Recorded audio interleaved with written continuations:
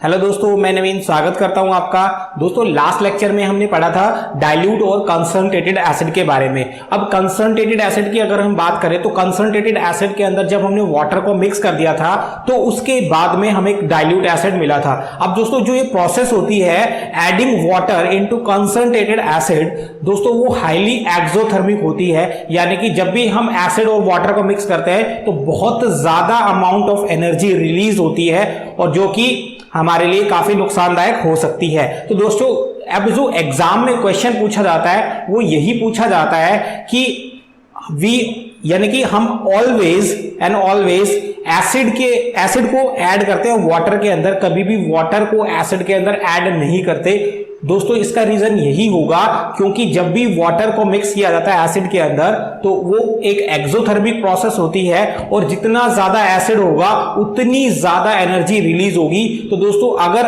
हम एसिड को मिक्स कर एसिड के अंदर वाटर को मिक्स कर देते हैं तो दोस्तों बहुत ज्यादा अमाउंट ऑफ एनर्जी निकलेगी, जिससे कि जिस कंटेनर में हम लोग उसको मिक्स कर रहे हैं वो ब्लास्ट हो सकता है और इवन हम भी उसमें जल सकते हैं। तो इसलिए दोस्तों, ऑलवेज एंड ऑलवेज डिप करके, यानी कि एक ड्रॉप करके ऐसे करके वाटर के अंदर एसिड को मिक्स किया जाता है, जिससे कि जो एनर्जी रिलीज होगी वो वाटर उसको अब्सॉर्ब कर ले और किसी तरह का नुकसान भी ना हो। आई होप दोस्तों आपको ये क्लियर हो गया होगा। एग्जाम में इसी तरह के क्वेश्चन पूछे जाते हैं। अब दोस्तों हम लोग मूव करते हैं सम प्रॉपर्टीज ऑफ एसिड्स, यानी कि जो एसिड है वो किस तरह की प्रॉपर्टीज को शो करते हैं। तो सबसे पहले अगर प्रॉपर्टीज की बात कर ली जाए दोस्तों, जो भी एसिड्स होते हैं वो गुड कंडक्टर ऑफ इलेक्ट्रिसिटी होते हैं।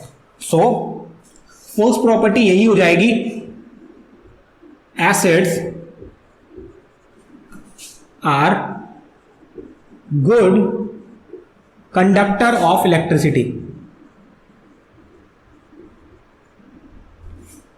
Conductor of electricity.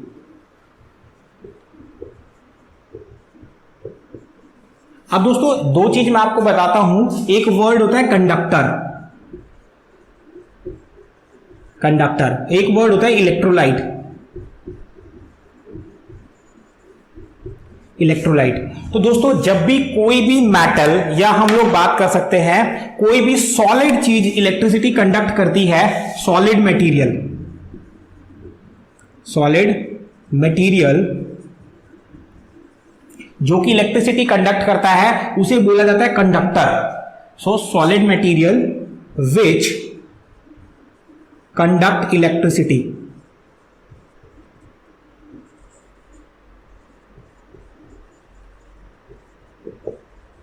इलेक्ट्रिसिटी, तो उसको कंडक्टर बोला जाता है दोस्तों। अब बात कर लेते हैं इलेक्ट्रोलाइट की। जब कोई भी जो मटेरियल है जो इलेक्ट्रिसिटी कंडक्ट करता है या तो मोल्टन स्टेट में या एक्वस सॉल्यूशन में। मोल्टन स्टेट होता है दोस्तों जब किसी को आप मेल्ट कर देते हैं, तो मेल्ट करने के बाद अगर वो इलेक्ट्रिसिटी कंडक्ट कर रहा है, या अगर उस मटेरियल को आप पानी के साथ मिक्स कर दें और वो इलेक्ट्रिसिटी कंडक्ट करता है, यानी कि दोनों ही केस में लिक्विड स्टेट आ जाएगी। सो उसको इलेक्ट्रोलाइट बोला जाता है दोस्तों। So the substance which conduct electricity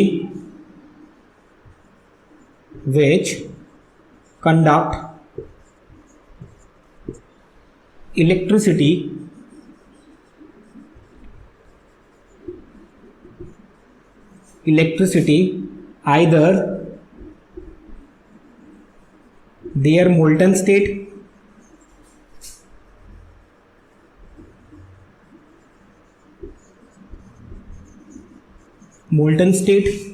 or aqueous solution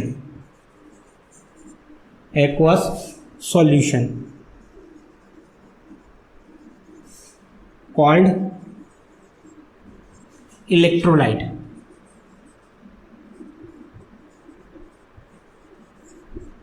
तो दोस्तों उसे इलेक्ट्रोलाइट बोलते हैं। अब कंडक्टर की अगर एग्जांपल की बात कर ले दोस्तों, तो कंडक्टर हमने देखा कि कोई भी जो सॉलिड मेटल होती है वो कंडक्टर होती है इलेक्ट्रिसिटी की। जैसे कि हम लोग बात कर ले गोल्ड की, सिल्वर की, आयरन की, कॉपर की, जिंक की, ये सारे के सारे दोस्तों आएंगे under the category of conductor. लेकिन अगर मैं इलेक्ट्रोलाइट की बात करता हूं तो इसके अंदर आ जाएंगे दोस्तों zinc sulphate, copper sulphate, HCl, ये सारे के सारे दोस्तों बिहेव करते हैं एज ए इलेक्ट्रोलाइट, और सल्फ्यूरिक एसिड। तो दोस्तों ये कुछ एग्जाम्पल है इलेक्ट्रोलाइट के। तो दोस्तों अब जो एसिड्स है इलेक्ट्रिसिटी कंडक्ट करेंगे, तो दोस्तों वो कंडक्ट करते हैं in the form of electrolyte. I hope आपको क्लियर हो गया होगा, यानी एसिड्स लिक्विड स्टेट में इलेक्ट्रिसिटी कंडक्ट करते हैं, इसलिए वो आते हैं इलेक्ट्रोलाइट की कैटेगरी में। तो दोस्तों फर्स्ट प्रॉपर्टी ये है कि जितने भी एसिड्स होते हैं वो ऑलमोस्ट इलेक्ट्रिसिटी कंडक्ट करते हैं। अब दोस्तों आई होप आपको समझ आ रहा है, तो आप इसे पहले नोट कर लीजिए, देन हम लोग मूव कर जाएंगे हमारी सेकंड प्रॉपर्टीज पे। तो मूव कर लेते हैं दोस्तों सेकंड प्रॉपर्टी पर। आई होप आप नोट कर चुके होंगे, और अगर नोट नहीं कर पाए हैं तो वीडियो को पॉज कर लीजिए और फिर इजीली आप इसको नोट कर सकते हैं। और दोस्तों अगर वीडियो आपको पसंद आ रहा है तो आप प्लीज वीडियो को शेयर कीजिए, और चैनल अगर आपने सब्सक्राइब नहीं किया तो चैनल को सब्सक्राइब भी कीजिए और अपने दोस्तों के साथ में शेयर भी कीजिए। तो चलिए दोस्तों मूव करते हैं सेकंड प्रॉपर्टीज पर।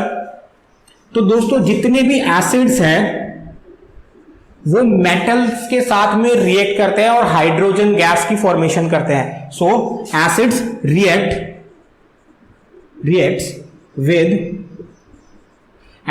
react with metals and form hydrogen gas,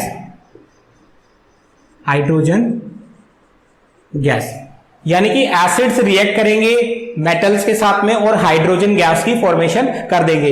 जैसे दोस्तों हम एग्जांपल लेते हैं जिंक का। दोस्तों जिंक मेटल है और ये सॉलिड फॉर्म में एस इंडिकेट करता है सॉलिड, एल इंडिकेट करता है लिक्विड, एंड जी इंडिकेट करता है गैस। तो दोस्तों जो जिंक है हमारे पास सॉलिड स्टेट में है। इसकी पहले हम लोग जनरल फॉर्म लिख लेते हैं दोस्तों, फॉर्मूला। सो एसिड्स प्लस मेटल्स, एसिड जब भी मेटल के साथ में रिएक्ट करेंगे दोस्तों तो सॉल्ट प्लस हाइड्रोजन गैस बनेगी, हाइड्रोजन गैस। तो दोस्तों अब एक एग्जांपल ले लेते हैं हम लोग। हमने मेटल की जगह लिया था zinc. So zinc solid state में हमारे पास होगा, और अगर एसिड की बात करते हैं तो एसिड हम लोग ले लेते हैं सल्फ्यूरिक एसिड H2SO4। तो दोस्तों जब भी किसी एसिड को मिक्स करते हैं किसी मेटल के साथ में तो दोस्तों हमारे पास बनता है सॉल्ट, और सॉल्ट बन जाएगा zinc sulphate plus hydrogen gas. तो दोस्तों इस तरीके से ये हमारे पास सॉल्ट बन गया और ये हाइड्रोजन गैस। तो जितने एसिड्स हैं वो रिएक्ट करते हैं मेटल्स के साथ में और फॉर्मेशन करते हैं हाइड्रोजन गैस की विद सॉल्ट। आई होप दोस्तों आपको क्लियर हो गया होगा। देन अब मूव कर लेते हैं दोस्तों थर्ड प्रॉपर्टीज पर, थर्ड प्रॉपर्टी ऑफ एसिड्स। अब दोस्तों एसिड्स मेटल कार्बोनेट के साथ में रिएक्ट करते हैं और salt plus carbon dioxide plus water की फॉर्मेशन कर देते हैं। So acids react with metal carbonate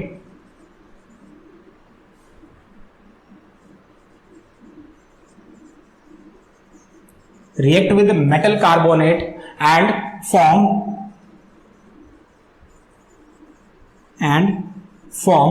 salt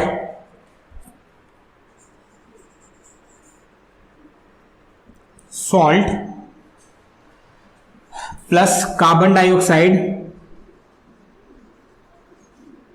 plus CO2 and water, that is H2O।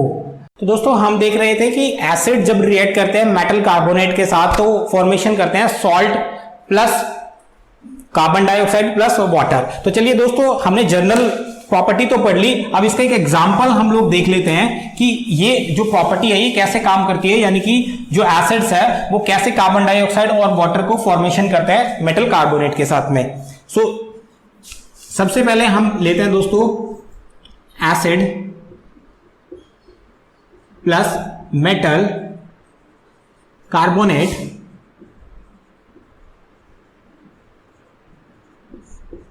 and convert into salt plus carbon dioxide oxide plus water. दोस्तों इसकी formation करते हैं। अब acid की अगर बात करें तो पहले हमने सल्फ्यूरिक एसिड लिया था, अब के हाइड्रोक्लोरिक एसिड का एग्जांपल ले लेते हैं। तो हाइड्रोक्लोरिक एसिड जब भी रिएक्ट करता है किसी भी मेटल कार्बोनेट के साथ में, तो दोस्तों मेटल कार्बोनेट की जगह हम ले लेते हैं सोडियम कार्बोनेट। तो दोस्तों ये रिएक्ट कर जाता है और बना देता है दोस्तों सोडियम क्लोराइड प्लस, अब दोस्तों यहां से देखिए आप सोडियम और क्लोरीन अलग हो गए, फाइनली हमारे पास कार्बन डाइऑक्साइड प्लस वाटर जो है वो बच गया। अब दोस्तों सॉल्ट, इसे बोलते हैं सोडियम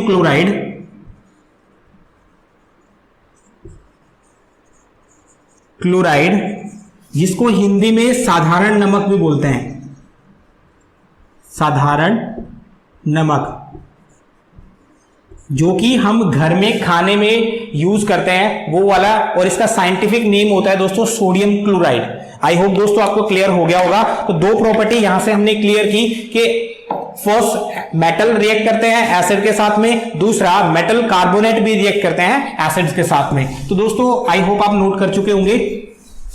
चलिए अब हम लोग मूव कर लेते हैं नेक्स्ट प्रॉपर्टी की तरफ।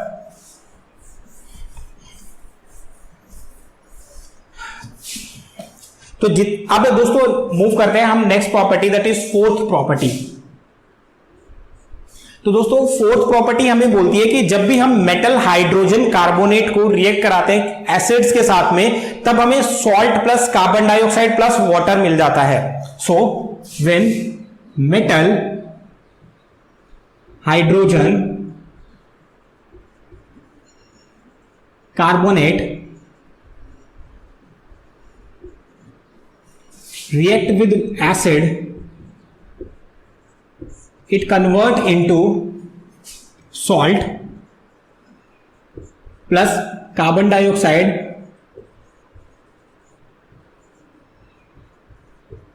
oxide plus water। दोस्तों ये जनरल फॉर्म है, यानी कि हमें ये चीज मिल जाता है। अब हम लोग बात कर लेते हैं metal carbonate sodium hydrogen carbonate की। जब इसे रिएक्ट करवा देते हैं हम लोग HCl के साथ में, यानी कि हाइड्रोक्लोरिक एसिड के साथ में, तब दोस्तों हमें मिलता है सॉल्ट। अब सॉल्ट मिलेगा सेम जो कि लास्ट मिला था, that is NaCl, common salt या इसको साधारण नमक बोलते हैं, plus carbon dioxide plus water.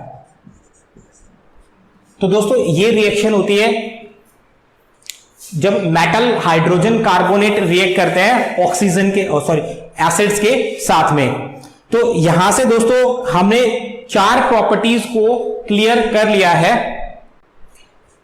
तो दोस्तों अब हमने दो रिएक्शंस पढ़ी और दोनों रिएक्शन में कार्बन डाइऑक्साइड बन रहा था। तो कार्बन डाइऑक्साइड जब बन रहा है तो उससे रिलेटेड एक जो फिनोमिना है हम लोग वो समझ लेते हैं। तो दोस्तों ये एग्जाम में पूछा जाता है क्वेश्चन कि जब भी जो कार्बन डाइऑक्साइड है उसे हम लोग लाइम वाटर के साथ रिएक्ट कराते हैं तब क्या होता है। तो दोस्तों जब भी आप कार्बन डाइऑक्साइड को लाइम वाटर के साथ मिक्स करते हैं, रिएक्ट कराते हैं, तब जो लाइम वाटर है तो दोस्तों वो दूधिया कलर का हो जाता है, यानी कि मिल्किश कलर का हो जाता है, और उसमें हमें प्रेसिपिटेट मिल जाता है, फॉर्मेशन हो जाती है प्रेसिपिटेट की। सो इसको देखते हैं। When carbon dioxide mix with lime water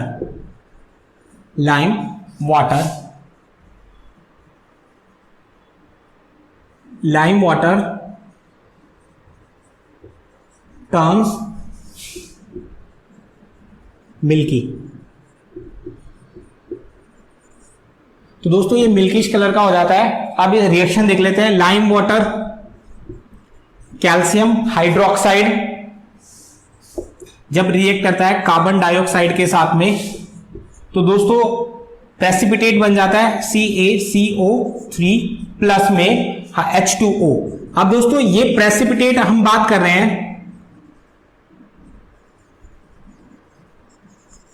precipitate. अब दोस्तों प्रेसिपिटेट क्या होता है दोस्तों, जब कोई सब्सटेंस एक किसी केमिकल रिएक्शन में रिएक्ट नहीं करता, वो सेटल डाउन कर जाता है, तो उस सब्सटेंस को प्रेसिपिटेट हम लोग बोलते हैं।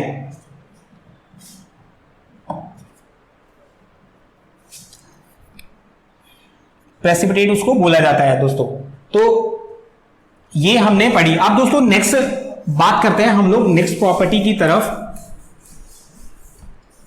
नेक्स्ट प्रॉपर्टी यानी फिफ्थ, बेकिंग सोडा।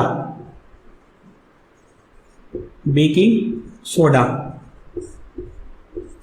तो दोस्तों बेकिंग सोडा यूज किया जाता है एज ए एंटा एसिड। एंटा एसिड का मतलब होता है दोस्तों, कई बार हम लोग ओवर ईटिंग कर लेते हैं, ज्यादा खा लेते हैं, या कई बार हमारे पेट में गैस हो जाती है, या हम लोग बोलते हैं कि एक्चुअल उसका रीजन क्या होता है कि हमारा जो स्टमक है उससे HCl रिलीज होता है दोस्तों।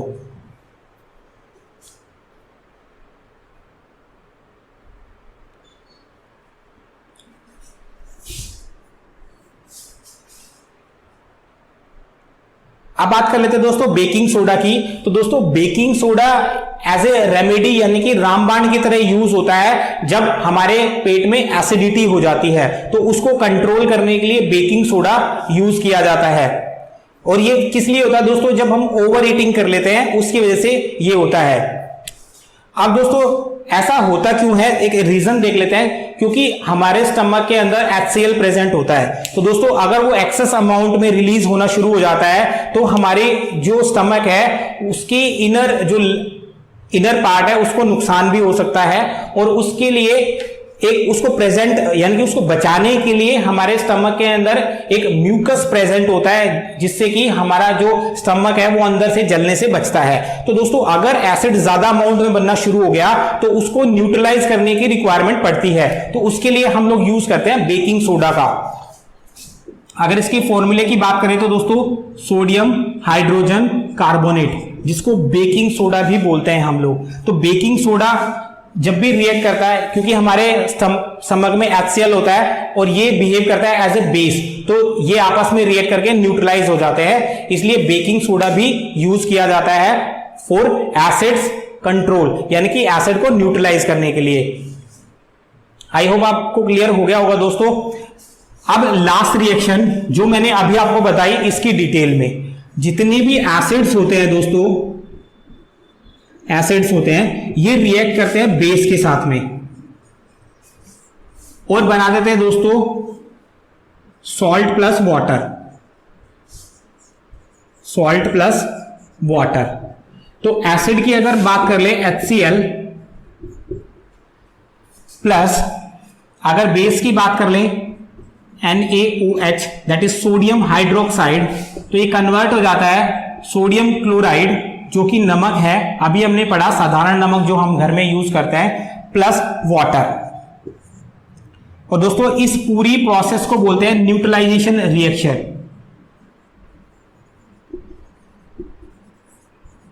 न्यूट्रलाइजेशन रिएक्शन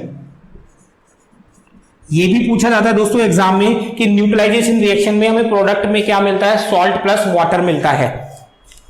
तो आई होप दोस्तों आपको क्लियर हो गया होगा। अगर आप नोट नहीं कर पाए तो प्लीज इसको नोट कर लीजिए, देन हम लोग मूव करते हैं हमारे नेक्स्ट टॉपिक पर। तो दोस्तों अब हम लोग मूव करते हैं हमारी नेक्स्ट प्रॉपर्टी पर, that is seventh property. I hope आप ये नोट कर चुके हैं। और वीडियो को अगर दोस्तों आपने लाइक नहीं किया है, शेयर नहीं किया, तो प्लीज लाइक शेयर कीजिए, और अगर चैनल को आपने सब्सक्राइब नहीं किया तो चैनल को भी सब्सक्राइब कर दीजिए। आप दोस्तों मूव करते हैं सेवेंथ प्रॉपर्टी पर। तो दोस्तों जितने भी एसिड्स हैं वो रिएक्ट करते हैं मेटल ऑक्साइड के साथ में और सॉल्ट प्लस वाटर बना देते हैं। So acids react with metal oxide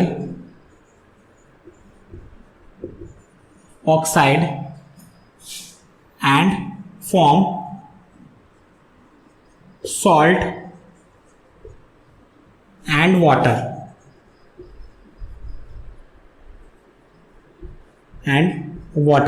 दोस्तों एक चीज आपको मैं बता दूं कि अभी हमने लास्ट जो रिएक्शन पढ़ी उसमें हमने एसिड को रिएक्ट कराया बेस के साथ में और हमें सॉल्ट प्लस वाटर मिला। अब दोस्तों एसिड भी यहां पर है, सॉल्ट भी यहां पर है और वाटर भी यहां पर है, तो मेन चीज मेटल ऑक्साइड है। अगर दोस्तों ये मेटल ऑक्साइड की जगह बेस होता तो हमारी पहले वाली रिएक्शन ही हो जाती, यानी कि एसिड जब बेस के साथ रिएक्ट करते हैं सॉल्ट प्लस वाटर को फॉर्म करते हैं। तो दोस्तों मेटल ऑक्साइड की मैं आपको एक प्रॉपर्टी बता देता हूं, जितनी भी मेटल्स है वो ऑक्सीजन के साथ में रिएक्ट करके ऑक्साइड्स बनाती है, जिनको मेटल ऑक्साइड्स बोलते हैं हम लोग, और वो सारे के सारे बेस होते हैं दोस्तों।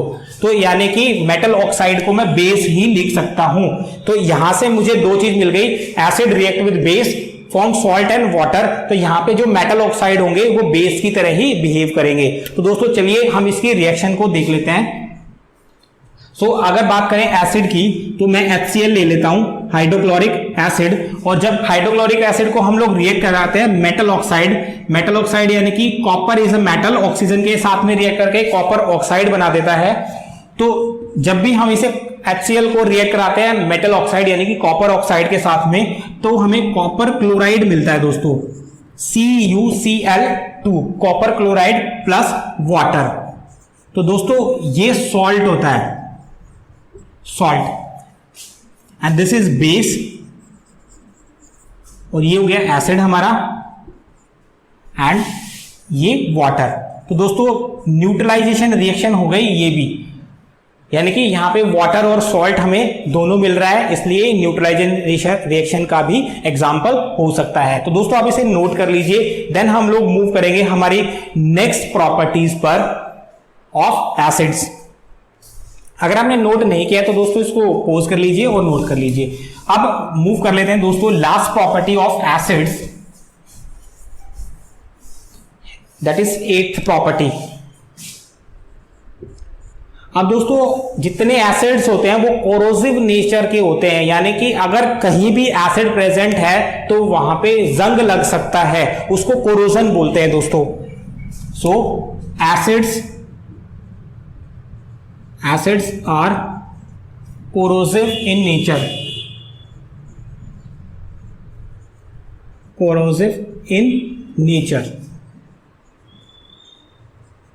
अब दोस्तों कोरोजन की एक कोरोसिव का मतलब जंग, मैंने आपको बताया अभी। अब तो दोस्तों दो चीज हम पढ़ते हैं इसमें भी, कोरोजन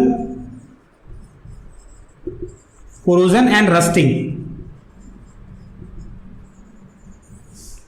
डस्टिंग। तो दोस्तों कोरोजन की अगर बात कर ले, कोरोजन क्या होता है, जब भी कोई मेटल एनवायरमेंटल इफेक्ट के कारण धीरे धीरे खत्म होना शुरू हो जाती है, डिकेइंग होना शुरू हो जाती है, तो उस प्रोसेस को बोलते हैं कोरोजन।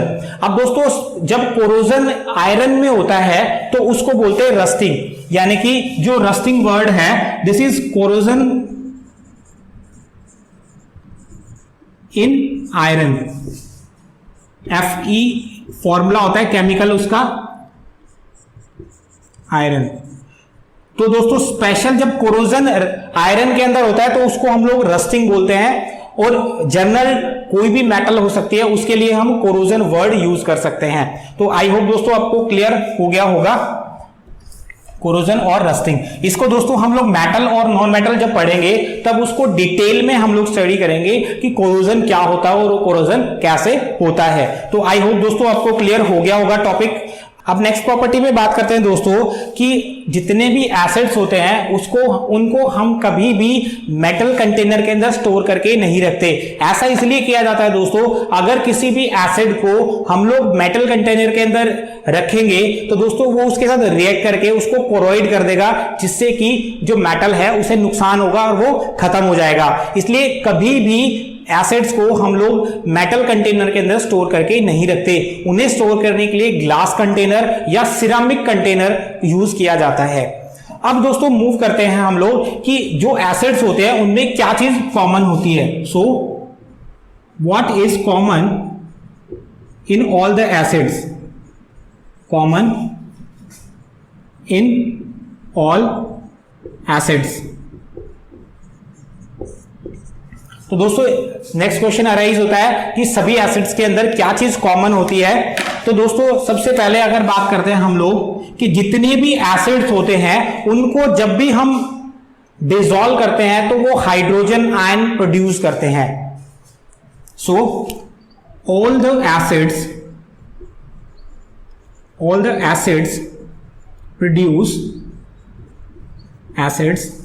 प्रोड्यूस हाइड्रोजन आयन, और जिसको H पॉजिटिव आयन बोलते हैं, ion when dissolve in water.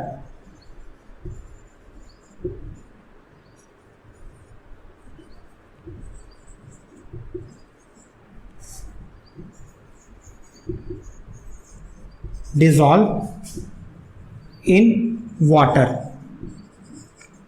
सबसे पहली चीज कॉमन, सभी के सभी एसिड्स हाइड्रोजन आयन प्रोड्यूस करते हैं जब उन्हें वाटर के अंदर डिसॉल्व किया जाता है। अब दोस्तों ये हाइड्रोजन आयन ही है जो हाइड्रोजन, या हम बात करें जो एसिड है उनकी प्रॉपर्टीज के लिए काम करता है। जैसे कि हमने पढ़ा जितने भी हाइड्रोजन आयन होते हैं फर्स्ट प्रॉपर्टी में, या जितने भी एसिड्स होते हैं वो सारे के सारे इलेक्ट्रिसिटी कंडक्ट करते हैं। तो दोस्तों यहां पर हाइड्रोजन आयन बिहेव करता है एज ए इलेक्ट्रोलाइट, और सभी के सभी इलेक्ट्रोलाइट इलेक्ट्रिसिटी कंडक्ट करते हैं। जैसे कि अगर हम बात करते हैं, पहले इसको नोट डाउन कर लेते हैं, देन साथ साथ एग्जांपल के थ्रू इसको समझ लेंगे। So the presence of hydrogen ion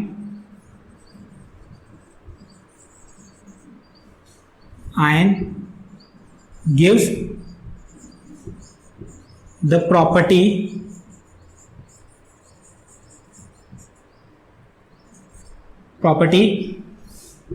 to the acids। और क्या है दोस्तों, अगर मैं HCl की बात करूं तो HCl ऑलवेज ब्रेक करता है H positive plus Cl negative. तो दोस्तों यहां से पॉजिटिव H पॉजिटिव आयन मिल गया, इसका मतलब एसिड्स के अंदर हाइड्रोजन कॉमन होती है। अब अगर दूसरा एग्जांपल ले ले सल्फ्यूरिक एसिड का, तो दोस्तों वो भी ब्रेक कर जाता है 2H positive plus SO4 2 negative, यानी कि यहां से भी हमें पॉजिटिव आयन ही मिल रहा है दोस्तों। और अगर थर्ड नाइट्रिक एसिड की बात करें तो ये भी दोस्तों H positive plus NO3 negative के अंदर ब्रेक कर जाता है।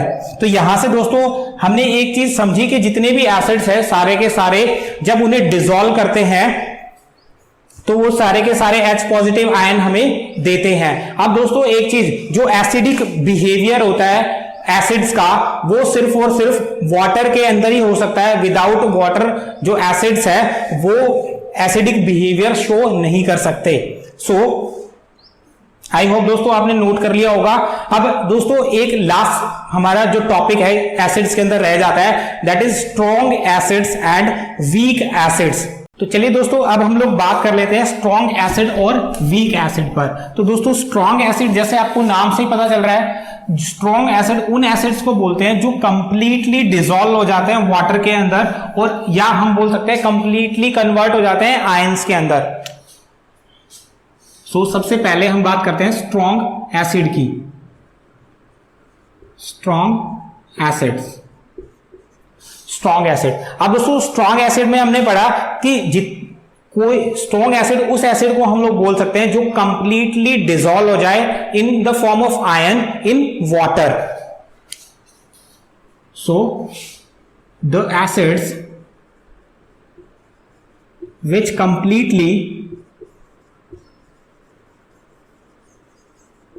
completely dissolved into water and produce large amount of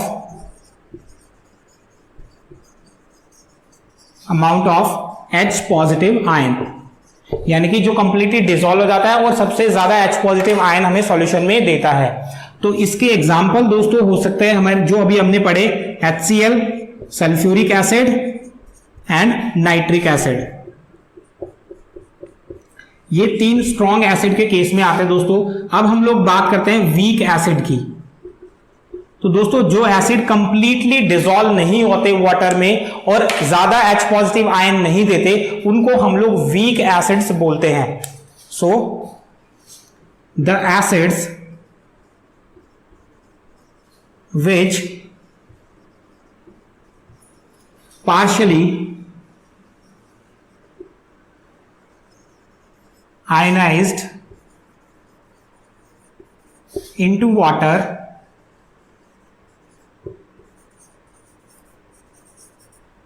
and does not produce large amount of ions, और कह सकते हैं हम लोग and produce small amount of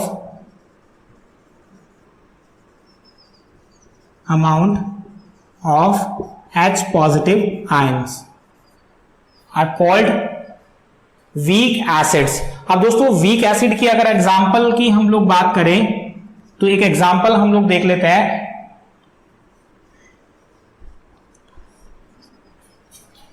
अब जब ये रिएक्शन होती है तो दोस्तों ये ब्रेक कर जाता है CH3COO में, और ये रिएक्शन रिवर्सेबल होती है दोस्तों, नेगेटिव प्लस H पॉजिटिव, यानी कि ये इसमें कन्वर्ट हो जाता है, ये इसमें कन्वर्ट हो जाता है। तो इस तरीके से दोस्तों हम लोग समझ पाए कि जो वीक एसिड्स और स्ट्रॉन्ग एसिड क्या क्या होते हैं। अब दोस्तों हम लोग बात कर लेते हैं यूज ऑफ एसिड्स, यानी कि जो एसिड अभी तक हमने पढ़े इनका क्या यूज हो सकता है। So next topic is use of acids.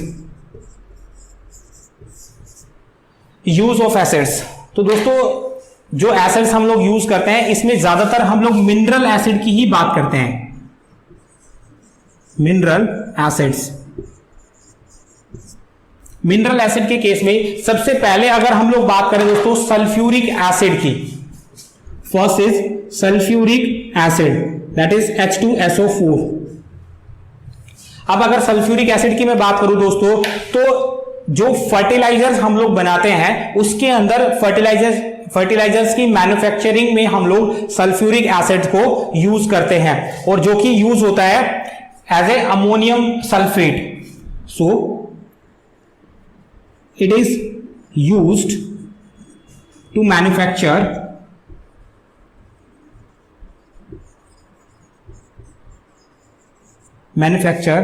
fertilizers।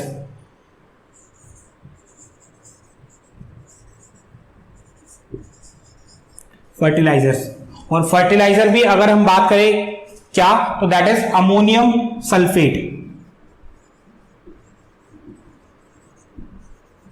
Ammonium sulphate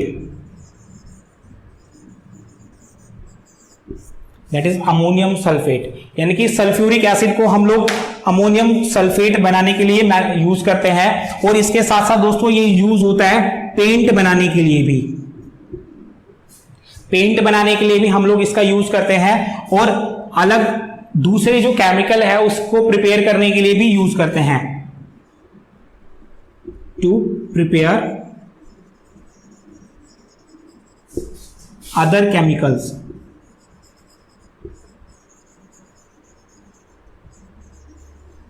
इसके अलावा दोस्तों प्लास्टिक मैन्युफैक्चर में भी यूज किया जाता है इसे, यानी प्लास्टिक की मैन्युफैक्चरिंग में भी हम लोग सल्फ्यूरिक एसिड को यूज करते हैं फाइबर बनाने के लिए। डिटर्जेंट जब हम बनाते हैं, डिटर्जेंट और सोप, तो दोस्तों डिटर्जेंट बनाने के लिए भी हम सल्फ्यूरिक एसिड को यूज करते हैं। और इसके अलावा दोस्तों हम एक्सप्लोसिव बनाने के लिए भी जो सल्फ्यूरिक एसिड्स है इनको यूज करते हैं। और अगर बात कर ले दोस्तों कार के बैटरी की, जो या आपके घर में इन्वर्टर है वहां पे जो ट्यूबुलर बैटरी होती है, कार के अंदर जो बैटरी होती है, उस बैटरी को बनाने की, उस बैटरी के अंदर भी हम लोग एसिड का यूज करते हैं दोस्तों। सो इन कार बैटरी, तो ये कुछ यूज थे दोस्तों सल्फ्यूरिक एसिड के। आई होप दोस्तों आपको समझ आया होगा। आप इसे नोट कर लीजिए। देन हम लोग पढ़ेंगे नाइट्रिक एसिड के बारे में। तो आप पढ़ लेते हैं दोस्तों नाइट्रिक एसिड के बारे में। सल्फ्यूरिक एसिड के यूजेस हम लोग पढ़ चुके हैं, अब मूव कर लेंगे नाइट्रिक एसिड। दोस्तों क्योंकि मिनरल एसिड में जब हमने पढ़ा था तो 3 सबसे ज्यादा इंपॉर्टेंट मिनरल एसिड हमने डिस्कस किए थे। First is sulphuric acid, second is hydrochloric acid and third is nitric acid. दोस्तों अब हम लोग यूज पे बात कर लेते हैं। Use of nitric acid, use of HNO3 that is nitric acid.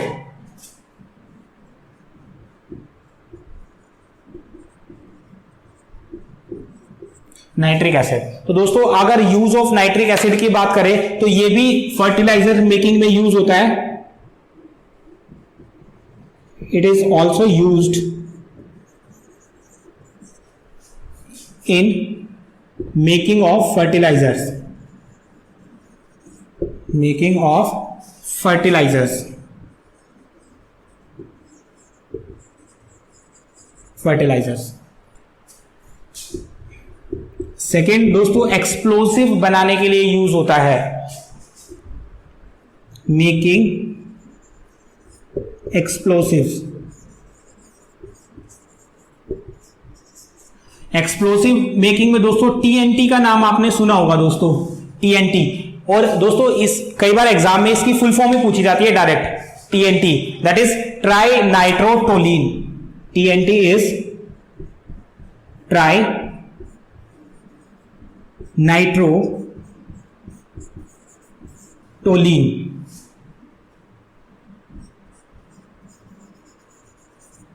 That is try nitrotoluene.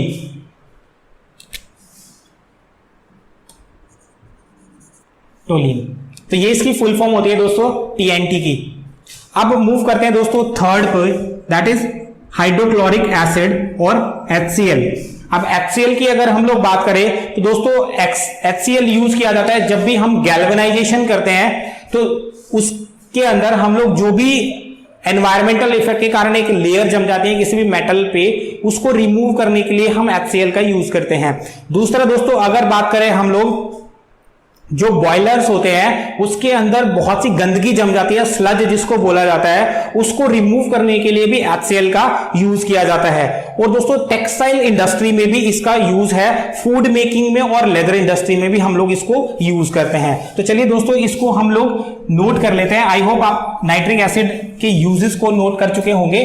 तो यहां पर हम लोग थर्ड और फाइनल यूज ऑफ HCl पढ़ लेते हैं। Third is use of HCl,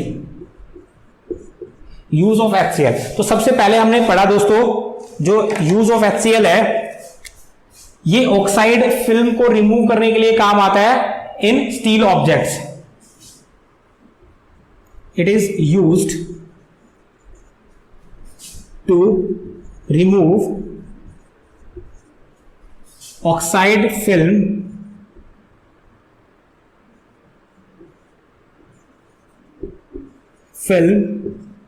on steel objects। जो स्टील ऑब्जेक्ट्स होते हैं दोस्तों उसके ऊपर जो ऑक्साइड की फिल्म जम जाती है उसको रिमूव करने के लिए हम इसे यूज करते हैं। और दूसरा हमने पढ़ा removing of sludge, removing of sludge inside the boiler. और हम लोग बोल सकते हैं कि जो डस्ट या इंप्यूरिटी बॉयलर के अंदर हो जाती है उसको, so removing of sludge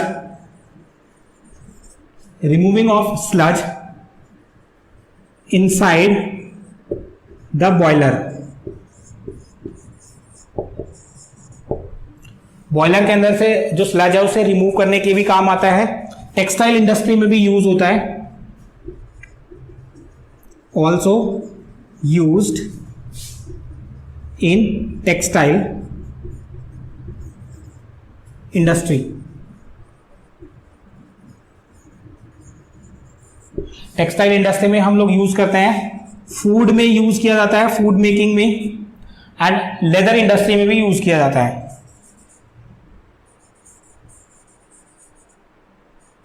leather industry.